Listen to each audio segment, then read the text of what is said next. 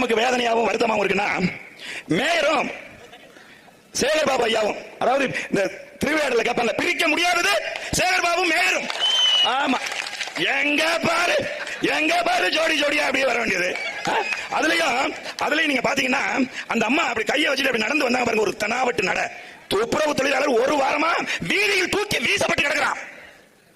அங்க இருக்கக்கூடிய ஒவ்வொரு பெண்ணும் ஒவ்வொரு ஆணும் எப்படியாவது அண்ணன் செந்தமிழன் சீமானை வர வச்சிருங்க, எங்க பிரச்சனைக்கு தீர்வு வந்துடும்.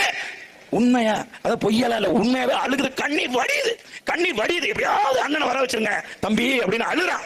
இந்த அம்மா அப்படி தென்னாவட்ட நடந்து வருது. நம்ம ஆளு அதை விட ஒரு மடங்கு தென்னாவட்ட அங்கிருந்து வந்து நின்று பத்திரிகையாளரை பார்த்து சொல்றாரு, நாங்க வாக்குறுதி கொடுக்கலையே, கொண்டா சரி நான் கொடுத்துறேன், இந்த தங்கச்சி வெண்ணிலா பறிச்சு காட்டுச்சுல கொடுத்துறோம். நீ என்ன பக்கம் ஒரு பக்கம் மீசையை எடுத்துட்டு ஒரு மாசம் சுத்துறியா?